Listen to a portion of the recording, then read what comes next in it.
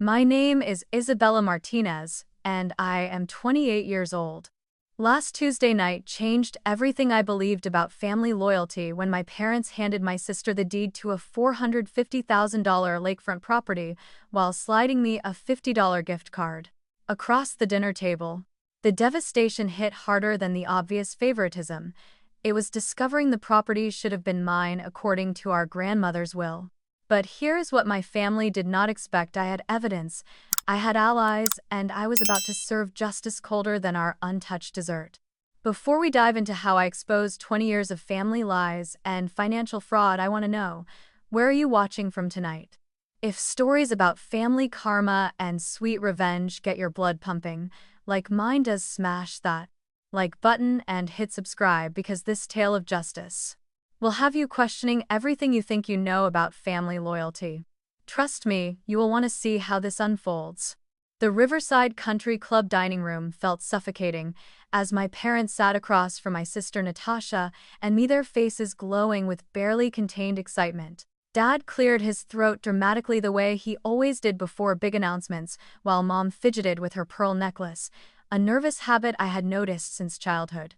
"Girls, your mother and I have been discussing your futures." Dad began, his voice carrying that formal tone he used during his real estate negotiations. "We believe it is time to help you both establish yourselves properly." Natasha straightened in her chair, her designer dress catching the chandelier light perfectly. At 32, she had always been the golden child. Valedictorian, law degree from Harvard, married to a surgeon, living the picture-perfect life our parents had always dreamed of. Meanwhile, I sat there in my simple black dress, fresh from another 12-hour shift at the nonprofit where I counseled domestic violence survivors. Mom reached into her oversized Hermes purse and pulled out 2 envelopes, placing them ceremoniously on the white tablecloth. The envelopes looked identical from the outside, but something about their thickness seemed different. "Natasha," Dad announced with pride, radiating from every word, "we are transferring the Willow Lake property to you. The cabin, the 3 acres, everything. It is worth approximately $450,000, and we want you to have it as an early inheritance." My heart stopped. The Willow Lake property had been our family retreat for decades, the place where Grandma Rose had taught me to fish, where I had spent every summer of my childhood, where I had always dreamed of raising my own children someday. Natasha barely visited there, claiming the rustic setting was beneath her standards. Natasha gasped theatrically, pressing her manicured hands to her chest. "Oh my goodness, thank you so much. Richard will be absolutely thrilled. We have been looking for the perfect weekend getaway." Then Dad turned to me, his expression shifting to something I could only describe as patronizing sympathy. "Isabella, we know you are still finding your path, so we got you something practical." He slid the second envelope toward me. I opened it with trembling fingers, already sensing the massive inequality coming my way. Inside was a $50 gift card to Target. $50. After my sister received property worth nearly $500,000. "We thought you could use it for household essentials," Mom added helpfully, as if her words were not absolutely crushing my soul. "You know, things for your little apartment." The blood drained from my face as the magnitude of this betrayal hit me. This was not just favoritism, this was a complete dismissal of my worth as their daughter. I tried to speak, but my throat felt like it was closing. "Is everything all right, sweetie?" Mom asked, noticing my stunned silence. I started, then stopped. How could I explain that they had just destroyed something fundamental inside me? How could I tell them that this moment would forever change how I viewed our family? Natasha was already on her phone, probably texting Richard about their new property acquisition. She looked up briefly and said, "Isabella, you should be grateful. $50 is enough for groceries for a week if you shop smart." That comment ignited something dangerous inside me. Grateful? For being treated like a charity case, while my sister got generational wealth handed to her. "Actually," I said, my voice steadier than I expected, "I need to make a phone call. Excuse me for a moment." I stood up from the table, pulling my phone from my purse. Something about this whole situation felt wrong beyond the obvious unfairness. The timing, the secrecy, the way my parents kept exchanging nervous glances, it all felt orchestrated in a way that made my stomach turn. As I walked toward the restaurant's lobby, a memory surfaced that made me stop dead in my tracks. 3 years ago, Grandma Rose had pulled me aside during Christmas dinner and whispered something that I had nearly forgotten. Isabella. Honey, I want you to know that the lake house will be yours someday. I have made sure of it in my will. That place belongs with someone who truly loves it. My hands started shaking as I scrolled through my contacts looking for the number I needed. Marcus Chen, my friend from law school who now worked in estate law, had always told me to call if I ever had questions about family inheritance issues. Marcus, it is Isabella, I said when he picked up, trying to keep my voice low. I need you to look into my grandmother's will. Something is happening with her property that does not feel right. What kind of something? Marcus asked, his professional instincts kicking in immediately. I explained the dinner scene, the property transfer, and my grandmother's promise. Marcus was quiet for a long moment before speaking. Isabella, if your grandmother specifically bequeathed that property to you, then what your parents just did might constitute inheritance fraud. Do you have any documentation of her intentions? My heart started racing. She mentioned updating her will about 6 months before she died. She said she wanted to make sure I got the lake house because I was the one who truly appreciated it. We need to pull her probate records first thing, Monday morning, Marcus said firmly. If there is evidence that property was meant for you and your parents transferred it anyway, we are looking at serious legal violations. Do not sign anything, do not agree to anything, and definitely do not let them know you are investigating this yet. I hung up the phone and stood there in the lobby processing what I had just learned. My parents had not just shown favoritism, they had potentially committed fraud. The property that should have been mine by right was being handed to my sister like it was theirs to give. Walking back to the table, I looked at my family with completely new eyes. They were not just playing favorites anymore. They were thieves. The weekend crawled by like torture as I waited for Marcus to investigate Grandma Rose's will. I spent Saturday and Sunday replaying every interaction with my family, looking for signs I had missed, clues that might explain how long this deception had been planned. Sunday evening, my phone rang. Marcus's voice was grim when I answered. Isabella, you need to sit down for this, he said. I pulled your grandmother's probate records and what I found is worse than we thought. My stomach dropped. How much worse? Your grandmother's original will, dated 2 years before her death, clearly states that the Willow Lake property was to go to you upon your parents' death or upon your 30th birthday, whichever came first. But here's where it gets interesting. There is a second will filed just 3 weeks before she died that removes that specific bequest and leaves everything to your parents with no stipulations. I felt the room spinning around me.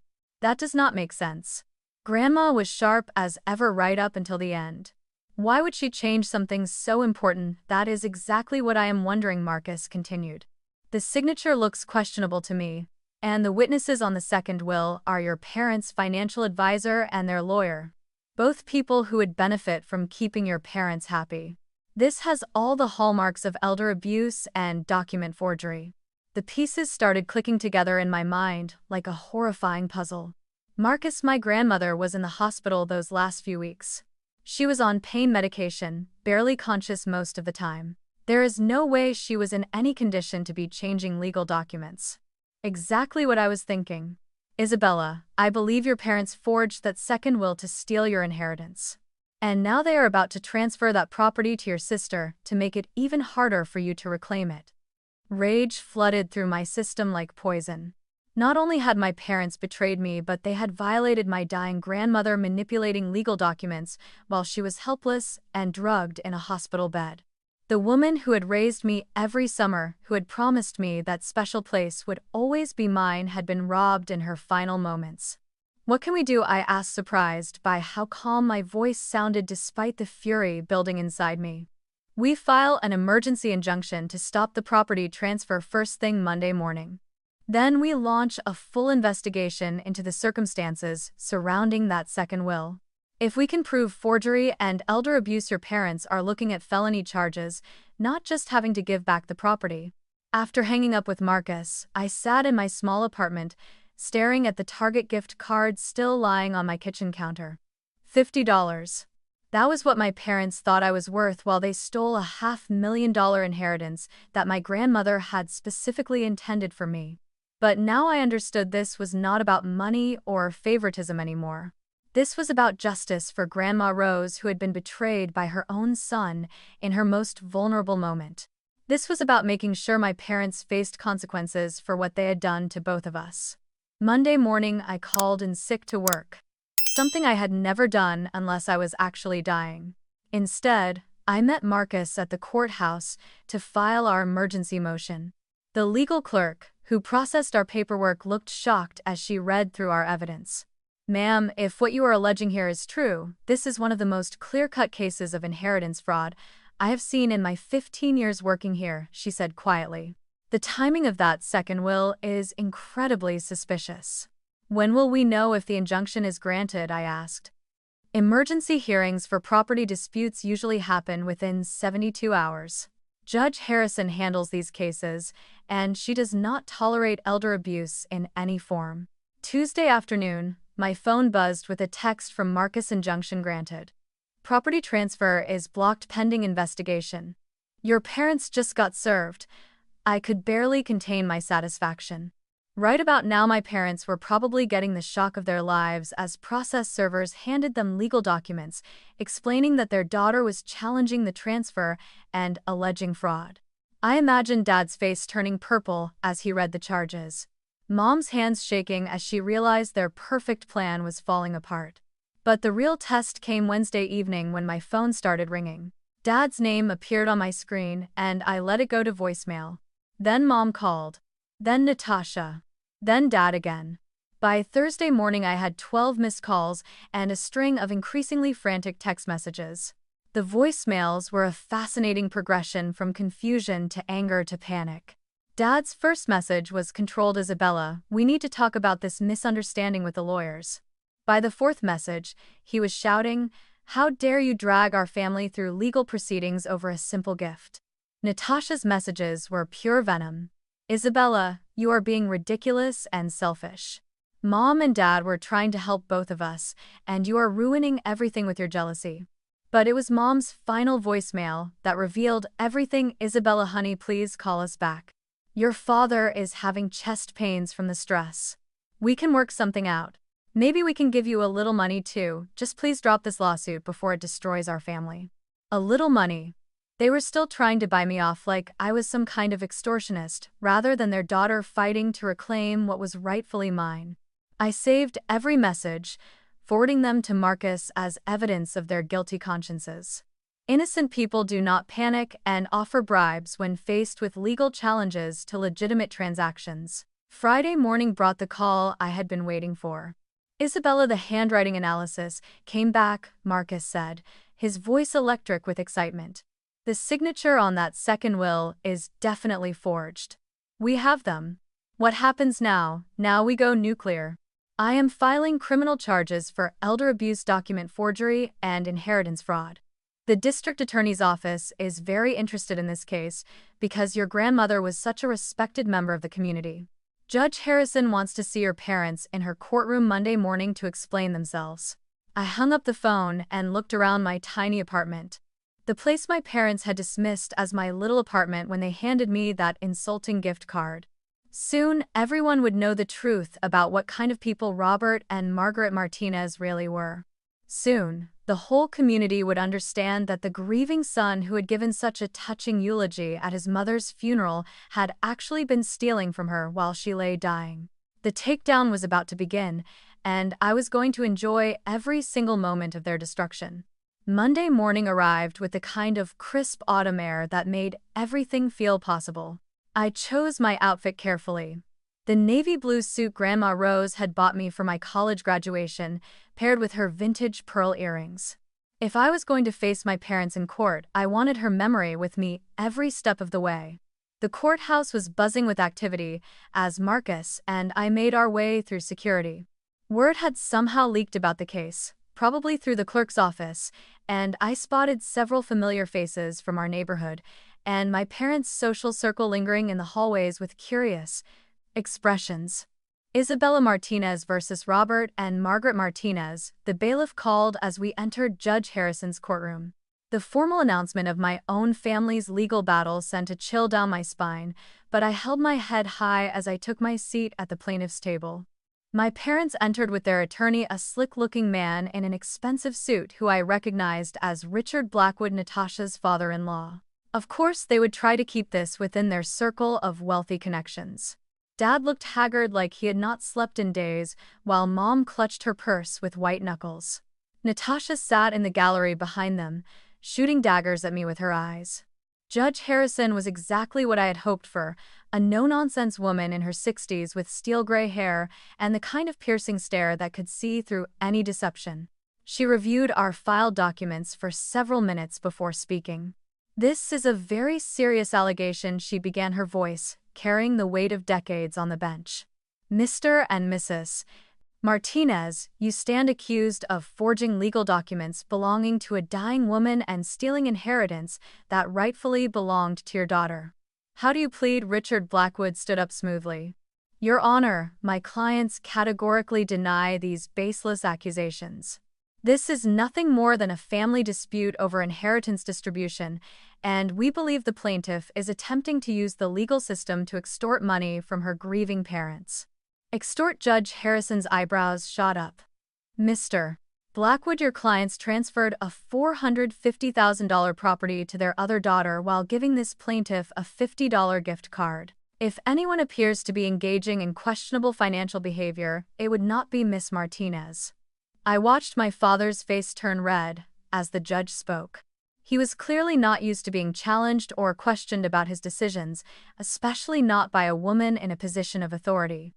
Marcus stood and presented our evidence methodically: the original will, the suspicious second will, the handwriting analysis proving forgery, medical records showing Grandma Rose was heavily sedated and barely conscious during the time the second will was supposedly signed, witness statements from hospital staff confirming she was in no condition to make legal decisions. "Furthermore, Your Honor," Marcus continued, "we have recorded voicemail messages from the defendants attempting to offer monetary bribes to make this case disappear, which suggests consciousness of guilt." Richard Blackwood was sweating now as he tried to poke holes in our evidence, but every argument he made sounded weaker than the last. The medical records were particularly damning, showing Grandma Rose was on morphine and sleeping almost 20 hours a day during the period when she supposedly decided to completely rewrite her will. Judge Harrison called a brief recess, and that was when things got really interesting. As we stood in the hallway outside the courtroom, I noticed a woman approaching us hesitantly. She was probably in her 40s with graying brown hair and tired eyes. "Excuse me, are you Isabella Martinez?" she asked quietly. "Yes, I am. My name is Patricia Flores. I was your grandmother's day nurse during her final weeks in the hospital." She glanced around nervously. "I heard about your case on the local news, and I think there is something you should know." Marcus immediately stepped closer. "What kind of something?" "I remember the day your parents came in with that lawyer and those documents," Patricia said, her voice barely above a whisper. "Your grandmother was unconscious.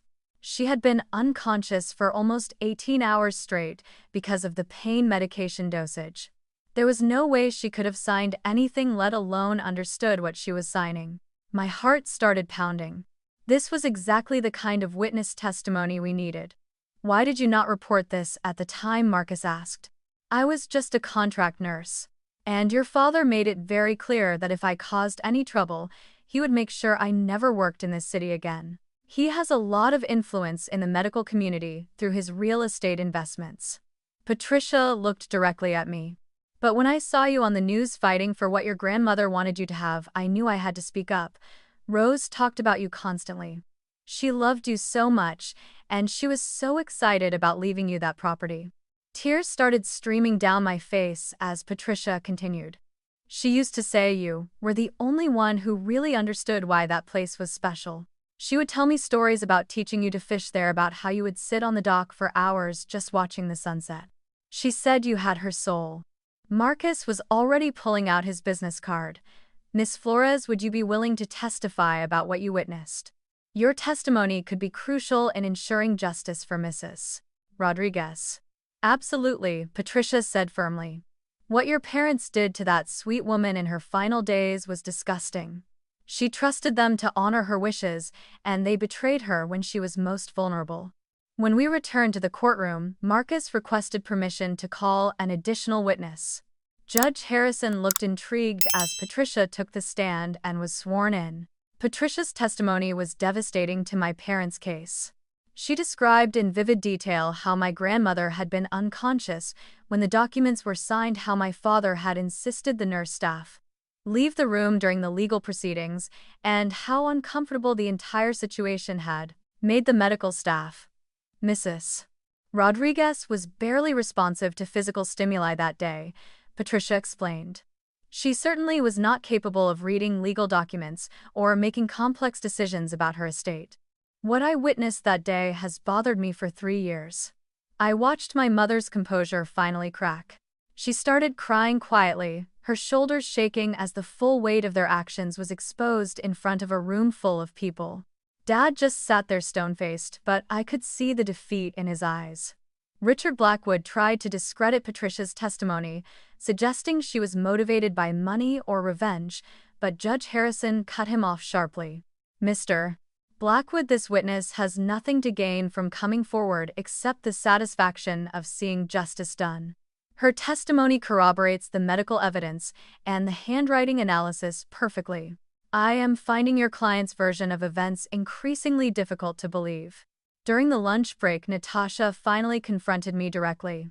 Isabella, you are destroying our family over money. Is that really what you want Grandma's legacy to be? I looked at my sister, this woman who had benefited from favoritism our entire lives, who was about to lose a property she never even wanted, and felt nothing but cold determination. Grandma's legacy is honesty and love, Natasha. Something you would not understand since you have never had to work for anything in your life. This is not about money. This is about making sure the people who violated a dying woman's trust face consequences for what they did. You are being vindictive and cruel, she hissed. No, I replied calmly. I am being exactly what Grandma Rose raised me to be, someone who stands up for what is right even when it is difficult, even when it costs me relationships with people who never truly cared about me anyway. As we headed back into the courtroom for the afternoon session, I felt something shift inside me. This was no longer just about reclaiming my inheritance. This was about proving that actions have consequences, that even family members cannot escape justice when they choose to betray and steal and lie. The final phase of their destruction was about to begin, and I was ready to watch it all burn down. The afternoon session began with Judge Harrison's announcement that shook the entire courtroom. Based on the evidence presented this morning, I am issuing an immediate restraining order, preventing any further transfer or encumbrance of the Willow Lake property. Additionally, I am referring this case to the District Attorney's Office for criminal investigation. My parents' faces went ashen. Criminal investigation meant potential felony charges, prison time, and the complete destruction of their social standing in our tight-knit community. Dad's real estate business would be finished once word spread that he was under investigation for elder abuse and document forgery. Marcus leaned over and whispered, "This is better than we hoped for. Judge Harrison is not messing around." But the real bombshell came when the DA's office prosecutor Amanda Chen entered the courtroom with a thick file folder. Your Honor, based on our preliminary investigation triggered by this civil case, we have discovered additional evidence of financial elder abuse that extends beyond the will forgery. My heart started racing. Additional evidence, Amanda continued. Our forensic accounting team has uncovered systematic theft from Rose Rodriguez's accounts during the final 6 months of her life. Bank records show numerous large withdrawals and transfers totaling over $200,000, all authorized by Robert Martinez using his power of attorney while Mrs. Rodriguez was hospitalized and medicated. The courtroom erupted in shocked murmurs. My grandmother had been worth far more than anyone realized, and my parents had been systematically draining her accounts while she lay dying helpless to stop them. Furthermore, Amanda announced we have evidence that Robert and Margaret Martinez used these stolen funds to pay off their own debts, including a significant gambling debt that Robert had accumulated at the Thunder Valley Casino. I felt like I had been punched in the stomach. Gambling debt. My father, the respected businessman who lectured me about financial responsibility, had been stealing from his dying mother to pay off casino debts. Judge Harrison's voice cut through the chaos like a blade. Mr. Martinez, you will surrender your passport immediately. Mrs. Martinez, you as well. You are both under criminal investigation for elder abuse, theft, forgery, and fraud. Bail will be set at $500,000 each. The sound that escaped from my mother was barely human, a wailing sob that echoed off the courtroom walls. My father just sat there in stunned silence as the reality of his situation hit him. Everything he had built, everything he had stolen, was crashing down around him in spectacular fashion. Natasha jumped up from her seat. This is insane. You are destroying our family over money that Grandma probably would have given them anyway. Judge Harrison fixed her with a withering stare. Miss Martinez Williams, your grandmother left specific instructions about her property and finances. Your parents chose to ignore those instructions and steal from her instead. The law does not recognize family relationships as an excuse for theft and fraud. Amanda Chen approached the bench with additional documents. Your Honor, we are also prepared to file charges related to insurance fraud. It appears the defendants collected on a life insurance policy that should have been voided due to the circumstances of the will forgery. Insurance fraud too. How deep did their deception go? As court officers moved to process my parents for booking, my father finally spoke. Isabella, please. We can work this out as a family. Do not let them send your mother to jail over a misunderstanding. I stood up slowly, feeling the weight of 3 years of grief, anger, and betrayal settling into something resembling peace. Dad, the only misunderstanding here was my belief that you were a good man who loved his mother and his daughters equally. Grandma Rose trusted you to honor her wishes, and you stole from her while she was dying. That is not a misunderstanding, that is evil. My mother reached toward me desperately. Isabella, honey, we never meant for it to go this far. Your father got in over his head with some investments, and we just needed to borrow from Grandma's accounts temporarily. We were going to pay it back. You were going to pay back a dead woman, I asked incredulously. And what about the forged will? What about giving Natasha my property while treating me like I was worthless? Was that just borrowing too? Marcus placed a supportive hand on my shoulder as my parents were led away in handcuffs. The sight of my father's expensive suit wrinkled and disheveled as he shuffled toward the exit was deeply satisfying in a way that probably made me a terrible person, but I could not bring myself to care. Judge Harrison addressed me directly before adjourning. Miss Martinez, I want you to know that your courage in pursuing this case has likely prevented your parents from victimizing other elderly family members or clients. Financial elder abuse is one of the most underreported crimes in our system, and your grandmother's case will serve as a deterrent to others who might consider similar actions. Outside the courthouse, the local news crews were waiting. Word had spread quickly about the dramatic arrests and the story of parents stealing from their dying mother to pay gambling debts while giving one daughter a fortune and the other a gift card was exactly the kind of scandal that captivated public attention. I gave a brief statement to the cameras, choosing my words carefully. My grandmother Rose Rodriguez was a woman of integrity who worked hard her entire life to build something meaningful for her family. She deserved to have her final wishes honored, not betrayed by the people she trusted most. Today, justice was served not just for me, but for every elderly person who has been taken advantage of by family members they loved and trusted. Patricia Flores found me after the news crews left. Your grandmother would be so proud of you, she said, tears in her eyes. You fought for her when she could not fight for herself. That evening I sat in my little apartment, the space my parents had dismissed so condescendingly, and finally allowed myself to process what had happened. In one day, my parents had gone from respected community members to criminal defendants facing serious prison time. Natasha had lost the property she never deserved. The gambling debts that had driven my father to steal from his dying mother were now public knowledge. But most importantly, Grandma Rose's true wishes were finally going to be honored. The Willow Lake property would be mine just as she had always intended. The place where she had taught me about life, love, and standing up for what was right would finally come home to someone who understood its true value. My phone buzzed with a text from Marcus. Preliminary hearings set for next month. DA thinks we're looking at 5 to 10 years for each of them if convicted on all charges. 5 to 10 years. My parents would be elderly when they got out of prison, their reputations destroyed, their assets seized to pay restitution. It was a complete and total downfall, and they had orchestrated every bit of it themselves through their greed and betrayal. Justice was not just served, it was served ice cold, exactly the way Grandma Rose would have wanted it. The next few weeks were a whirlwind of media attention, legal proceedings, and the complete social destruction of my family's reputation. The story had everything local news outlets craved: wealth, family, betrayal, elder abuse, and a David versus Goliath narrative that captured public imagination.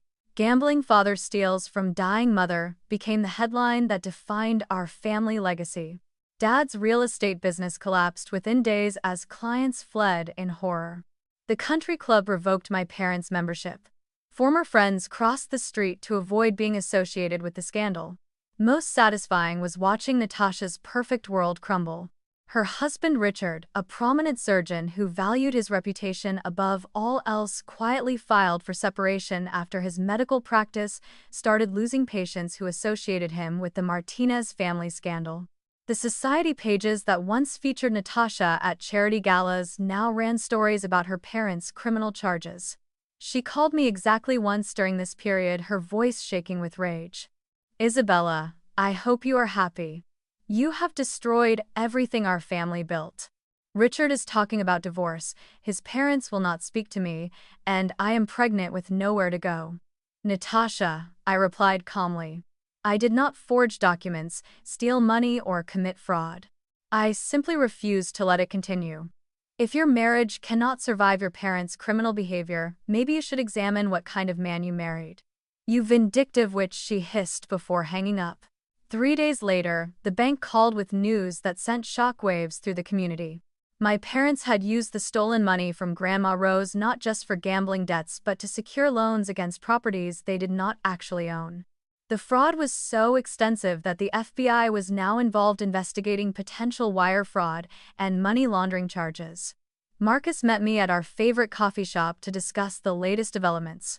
"Isabella, this case has become bigger than anyone anticipated. Your parents are looking at federal charges now, which means mandatory minimum sentences if convicted." "How long?" I asked, surprised by how little sympathy I felt for them. 20 to 30 years potentially. Federal judges do not mess around with elder abuse cases, especially ones involving this level of financial sophistication. Marcus stirred his coffee thoughtfully. "Your father was essentially running a Ponzi scheme using your grandmother's money as collateral." The magnitude of their deception was staggering. For months, maybe years, my parents had been living a lie, using stolen money to maintain their lifestyle while planning to cheat me out of my inheritance to cover their tracks. That afternoon, I received an unexpected visitor. Mrs. Henderson, my grandmother's next-door neighbor at the lake house, knocked on my apartment door with tears in her eyes. "Isabella, dear, I had to come see you," she said, embracing me warmly.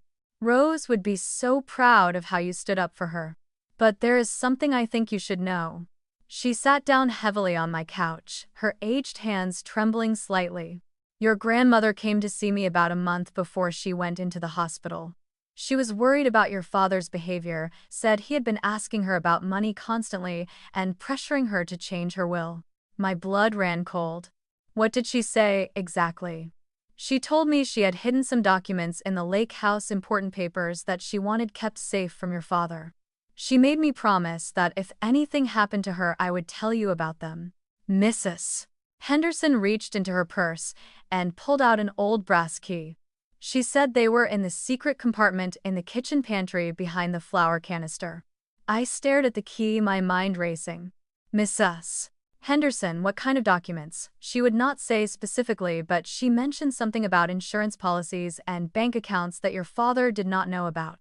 She was scared, Isabella. Your grandmother was actually afraid of her own son. That evening I drove out to Willow Lake for the first time since the legal proceedings began. The property was still tied up in court, but as the rightful heir I had permission to access it for inventory purposes. Walking through the cabin that held so many childhood memories, I felt Grandma Rose's presence everywhere, her reading chair by the window, her collection of mystery novels, the fishing poles she had taught me to use still hanging on the porch wall. In the kitchen pantry, I found the flour canister exactly where Mrs. Henderson had described. Behind it was a small wooden panel that I had never noticed before. The brass key fit perfectly. Inside the hidden compartment was a manila envelope thick with documents. Bank statements showing accounts my parents never knew existed, totaling over $400,000. Insurance policies listing me as the primary beneficiary. And a letter written in Grandma Rose's careful handwriting dated just 1 week before her final hospitalization. "My dearest Isabella," the letter began, "if you are reading this, it means something has happened to me and your father has probably tried to steal your inheritance. I have been watching him carefully, and I fear he has developed serious financial problems that he is trying to solve using my money." Tears blurred my vision as I continued reading. "I want you to know that everything I have worked for in my life was meant to give you security and happiness. The lake house, the hidden accounts, all of it belongs to you because you are the granddaughter who inherited my values along with my genes. Your father has become someone I no longer recognize, and I cannot trust him to honor my wishes after I am gone." The letter continued with specific instructions about accessing the hidden accounts and a detailed explanation of how she had deliberately kept them secret from my father to protect them from his gambling debts she had known about long before anyone else suspected. "Isabella, you are stronger than you know, and more loved than you can imagine. Fight for what is yours not because of the money, but because it represents a life well lived and values worth preserving. Do not let them make you feel guilty for standing up for yourself." I sat on the cabin floor surrounded by evidence of my grandmother's love and foresight, and finally understood the full scope of what had happened. She had not just left me an inheritance, she had left me the tools to expose my parents' corruption and protect myself from their greed. The hidden accounts meant I was not just fighting for a $450,000 property. I was fighting for nearly $1 million in assets that my grandmother had carefully protected from my father's destructive behavior. Marcus was going to have a field day with this new evidence. My parents' legal situation had just gone from bad to catastrophic, and their potential restitution obligations had nearly doubled. As I locked up the cabin and drove back to town, I felt something I had not experienced in years: genuine excitement about the future. Justice was not just being served, it was being served with compound interest. 6 months later, I stood on the dock at Willow Lake watching the sunrise paint the water gold exactly the way Grandma Rose had taught me to appreciate during those childhood summers. The legal proceedings had finally concluded, and the property was officially mine along with all of Grandma Rose's hidden assets. My parents had accepted plea bargains to avoid federal trial. Dad got 12 years for elder abuse, fraud, and money laundering, while Mom received 8 years as an accessory. They would both be in their 70s when released with no assets, no reputation, and no family relationships left to rebuild. Natasha had moved across the country after her divorce, taking her newborn daughter to start fresh somewhere her family's scandal could not follow her. We had not spoken since the day she called me a vindictive witch, and honestly, I felt nothing but relief at her absence from my life. The financial restitution had been substantial. Nearly $900,000 once all of Grandma Rose's hidden assets were properly valued and returned to me. But more importantly, the emotional restitution of knowing that justice had been served completely was priceless. I had used part of the money to establish the Rose Rodriguez Foundation for Elder Protection, providing legal assistance to seniors facing financial abuse from family members. Patricia Flores had become our first full-time advocate, and we had already helped dozens of families navigate similar situations. Isabella the contractor is here about the dock renovation called a familiar voice from the cabin porch. Marcus Chen had become much more than my attorney during this journey. He had become my closest friend, and recently something more meaningful than that. Over the months of working together on the case, we had discovered a connection that went far deeper than legal strategy. He understood my need for justice, my commitment to honoring Grandma Rose's memory, and my determination to build something positive from the wreckage of my family's betrayal. Coming, I called back, taking one last look at the peaceful water before walking up to meet with the contractor about expanding the dock to accommodate the summer camp we were planning for underprivileged kids. The lake house had become more than just my inheritance. It had become the foundation for building the kind of family I had always wanted. A chosen family based on shared values rather than blood relations, people who supported each other through genuine love rather than obligation or manipulation. Mrs. Henderson visited frequently, sharing stories about Grandma Rose and helping me understand family history that my parents had never bothered to pass down. Patricia brought her teenage daughter sometimes, teaching her to fish using the same techniques Grandma Rose had taught me. Marcus's parents had embraced me completely, treating me with the kind of respect and affection I had never experienced from my biological family. His mother, especially, seemed to understand what I had been through and made sure I knew I always had a place at their dinner table. The nonprofit work had given my life purpose that went far beyond personal vindication. Every elderly person we helped reclaim stolen assets, every family we reunited with their rightful inheritance, felt like honoring Grandma Rose's memory in the most meaningful way possible. But perhaps the most satisfying moment had come 3 months earlier, when I received a letter forwarded through the prison system. Dad had written from his federal facility a rambling 4-page apology that attempted to explain his gambling addiction, his financial desperation, and his regret for how everything had unfolded. I had read it exactly once, then burned it in the fireplace at the lake house.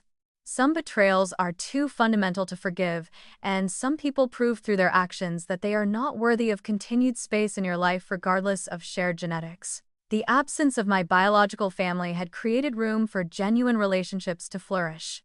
The people who gathered around this table for Sunday dinners now were here by choice, bound together by affection and shared values rather than duty or habit. The foundation received another donation today, Marcus mentioned as we reviewed the week's mail together. Anonymous again, but substantial, $25,000 specifically for legal fees for seniors who cannot afford representation. That is the third anonymous donation this month, I mused. Someone out there really believes in what we are doing. As the sun set over Willow Lake that evening, I reflected on how completely my life had transformed. The timid woman who had accepted a $50 gift card while watching her sister receive property worth $500,000 was gone, replaced by someone who understood her own worth and refused to accept less than she deserved. The legal victory had been important, but the personal growth that came from standing up to family intimidation and manipulation had been life-changing. I had learned that blood relations mean nothing without respect, that financial security means nothing without justice, and that sometimes the family you build is infinitely more valuable than the one you were born into. My phone buzzed with a text from Patricia. Mrs. Wilson's case settled today. She got her house back and her son is facing charges. Another victory for the good guys. Each case we won felt like another small vindication for Grandma Rose, another elderly person protected from the kind of betrayal she had endured. The ripple effects of my decision to fight back had created something larger and more meaningful than personal revenge. It had created a movement. As I prepared for bed that night in the cabin where Grandma Rose had once told me stories and taught me about integrity, I thought about the question that had haunted me for months. Was it worth destroying my family to pursue justice? The answer came easily now. I had not destroyed my family. I had simply refused to participate in protecting people who had already destroyed themselves through their own choices. Real family does not steal from dying relatives, forge legal documents, or treat children like they are worthless, while rewarding others for simply existing. Looking back on that awful dinner at the country club, I realized it had been the best thing that ever happened to me. Without that moment of crystalline betrayal, I might have spent my entire life accepting crumbs, while others feasted believing I deserved less, because that was what I had always been told. Now I knew better. Now I had built better. And now I was helping others do the same. Have you ever had to choose between family loyalty and doing what was right, even when it meant burning bridges you thought you could never rebuild? Have you discovered that sometimes the people who should protect you are actually the ones you need protection from? I would love to hear your stories about family karma and finding justice when the system seems stacked against you. If this story resonated with you, Please hit that like button and subscribe for more tales about standing up to family betrayal and finding the courage to fight for what you deserve. Share this video with anyone who needs to hear that they are worth more than how their family treats them, and comment below with your own experiences about chosen family versus biological family. Thank you for joining me on this journey from betrayal to justice. Remember that your worth is not determined by how others value you, and sometimes the greatest gift you can give yourself is the courage to walk away from people who consistently show you that you matter less than their own convenience. Until next time, keep fighting for what is right even when it is hard, especially when it is family.